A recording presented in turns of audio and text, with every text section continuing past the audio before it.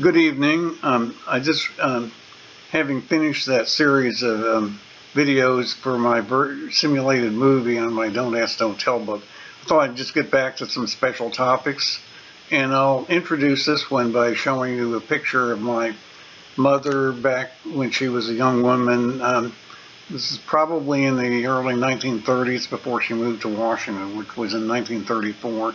And that's near the farmhouse on Route 20 near Kipton, Ohio.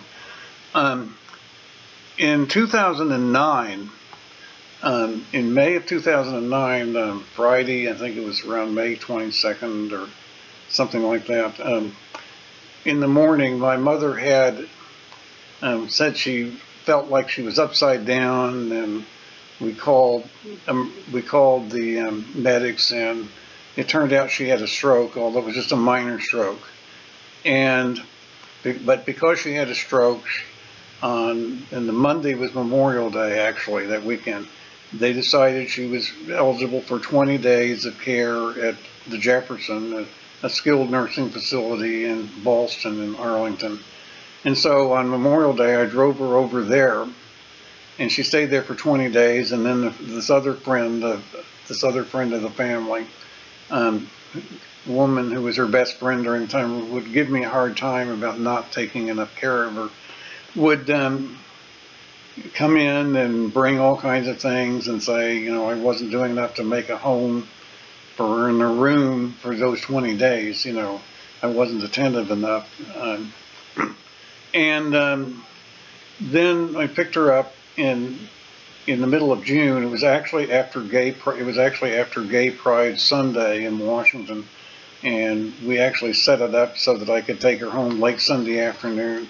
And then on Monday, we had somebody from a home health agency come and set up occasional caregiving. That was when the caregiving started.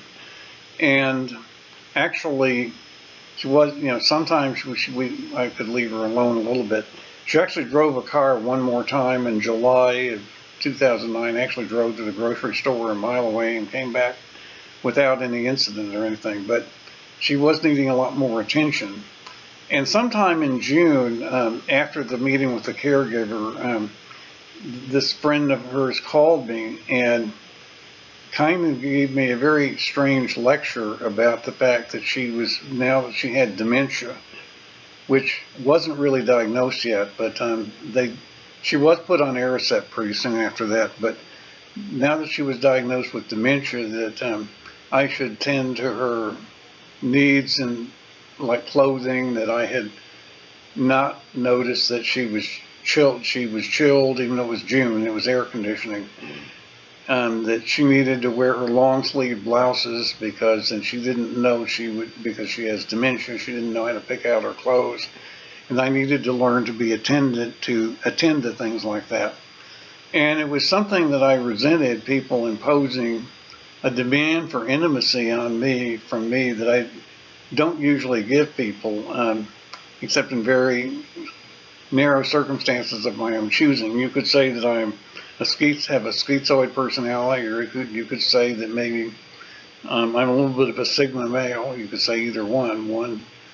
But I usually don't give people very much intimacy. I dated women only once, which was for a couple months in the fall of 1971.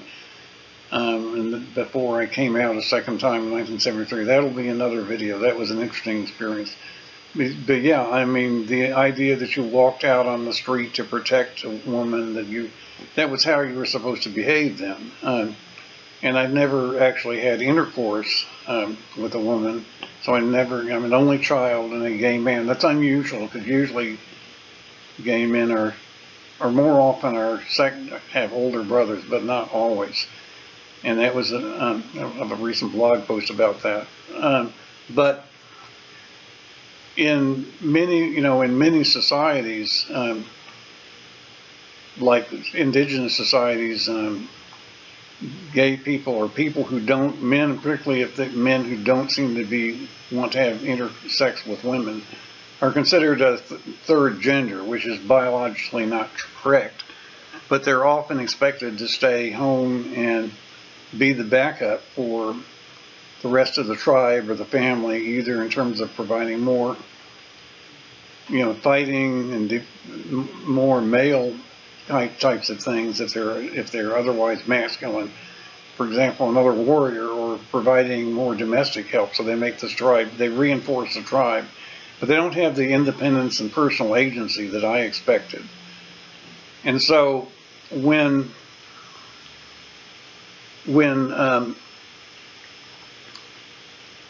this is expected of me, it's very disturbing to me.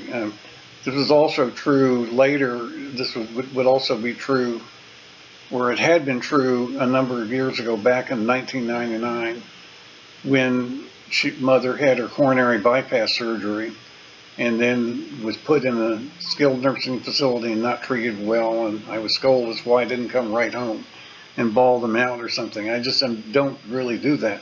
But now it's 2009, and she would live until the end of 2010, as I explained in the last of the videos. At the time the Don't Ask, Don't Tell policy was repealed at almost exactly the same time that she passed away, and that was the last thing she knew that I had, in a sense, had something to do with accomplishing.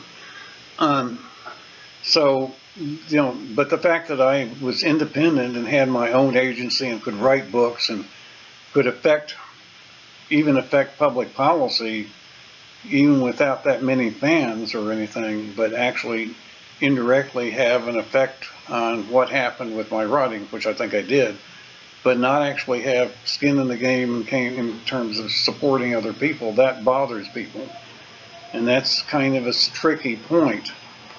But the main thing is that this is sort of the issue of innocence being expected with others other family members on terms that are not yours, not chosen by you or chosen by me in any way.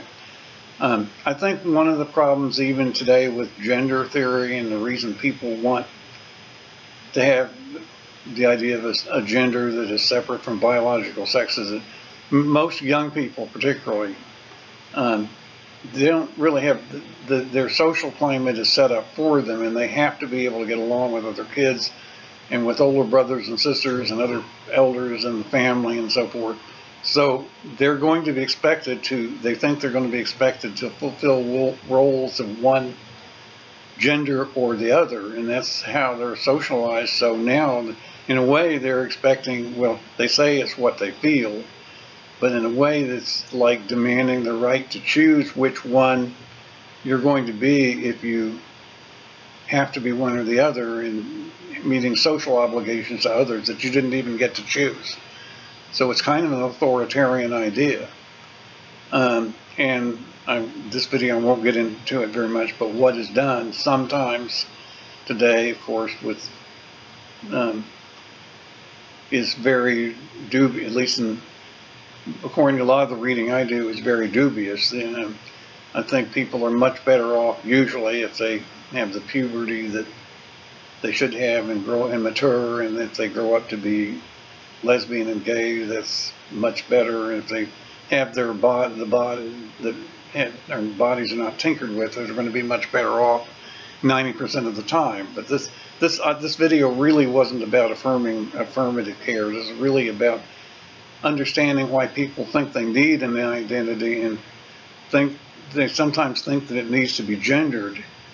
You can have an identity on things that you do, the way you speak, the fact that I don't let anybody speak for me, I speak for myself, that's part of my identity.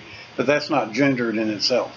But some people feel that they need to have it gendered so they can comfortably fill in roles in society that otherwise they might not get to choose. So that is something just to bear in mind.